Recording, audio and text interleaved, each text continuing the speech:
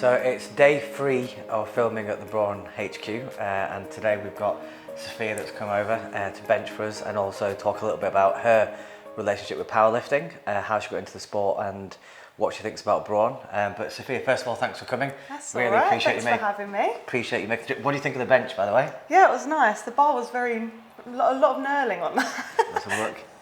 Ooh, ouch. Just being a princess, that's all. So you've got a really interesting story of not how you do powerlifting and what you do today, but how you got into it, and it'd be great if you could share that. Yeah. So it was a bit of a crazy story. So I actually had anorexia and bulimia for 6 years. Right. And I was hospitalised from that. It was very severe. But when I came out of hospital, I got into the gym because I basically abused cardio for so many years that I wanted to try something different that I knew wasn't going to be as harsh on my body that I was like doing before. So I tried strength training, and then someone said, oh, you should try powerlifting. Had no idea what powerlifting was, and then joined a powerlifting club, and then within 4 weeks I did my first competition, qualified for nationals, and then within that first year of training I got selected for Team GB for the World Bench Press Championships in Japan. And what would you say, like, during all of that quite challenging period, what was the thing that you got most out of powerlifting? Like, why powerlifting? What did it give you? For me, like, there was the mental aspect of it. So it was that release that I got through training and that being able to focus just on myself. But also the fact with powerlifting, they're not judging you on what you look like.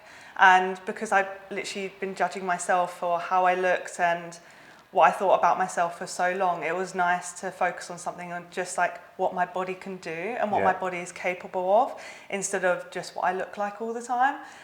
So for me, that aspect of it was really nice, and it just was so empowering to feel strong from being so weak for so many years, and basically like not even able to walk without fainting, to now being able to lift heavy and fuel my body. And that helped my relationship with food, because I was actually fueling my body, fueling my training, and seeing food as fuel, and instead of just having this, treating it like an enemy.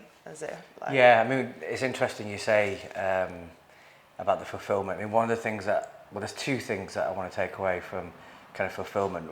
One, numbers, because going and comparing it to kind of how you look, nobody can argue against numbers. Like, your body weight is your body weight. The weight on the bar is the weight on the bar. Do you know what I mean? You can either lift it or not. Yeah, the bar doesn't lie. So you are either stronger or you're not. And I find that so, like you said, fulfilling and empowering, because it's binary. Do you know what I mean? Nobody can ever take it away from you. Yeah. But the one thing that I found about powerlifting straight away is that no matter what your numbers are, because you talked about getting stronger, but it's all relative, because you might have been stronger than you were, but that's the most important thing. It's not kind of what your numbers are.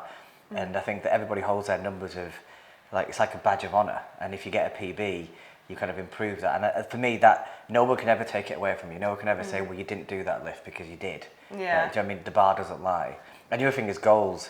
So I just think having goals outside of, like, away from family, away from work, away from the day-to-day, it gives you better focus. I often find that the more I'm training, my diet's automatically better.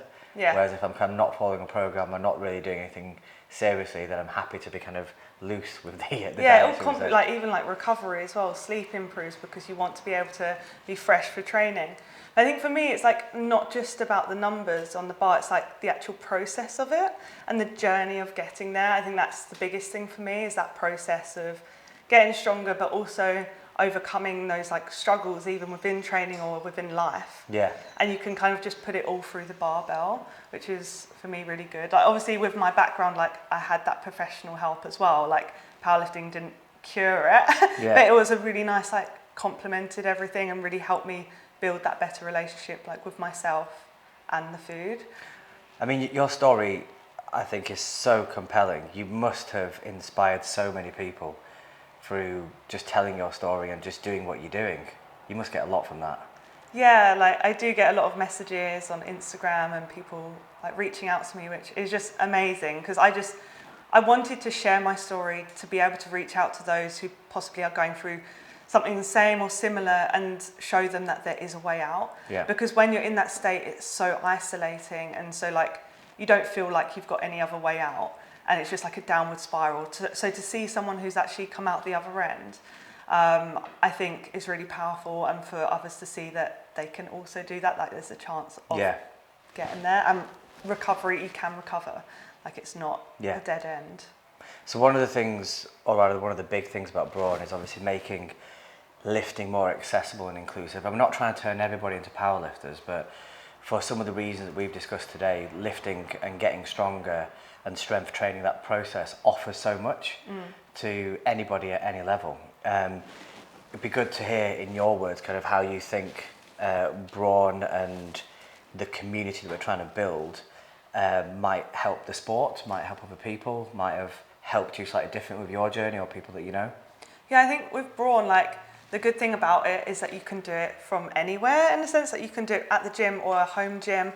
I know a lot of people, especially coming out of lockdown, have actually preferred staying in the home gym. So I think it's nice to be able to have that accessibility to it. But also the fact that you've got like Brawn has got different categories, so you don't have to just do, say, squat, bench, deadlift. You can choose just like one lift, and that makes it even more accessible for those who potentially couldn't squat a deadlift due to injuries, and that they can do the bench instead. So I think it's really good, especially like it's nice to see that it's not just a lockdown app. Like you can use it for outside of lockdown, and it's just building that online community as well. So we started in lockdown because everybody had that issue of not being able to get to a gym or training with the people that would normally train with. But then coming out of it, what most of the lifters have said is actually this is so convenient, and I get to kind of virtually compete with people anytime I want without having to travel, without having to go to or take time off work to go somewhere to compete. So thank you so much for coming. That's all right. Really I don't know if you're doing that. I don't know. I'll give you a call. Cheers, thank you.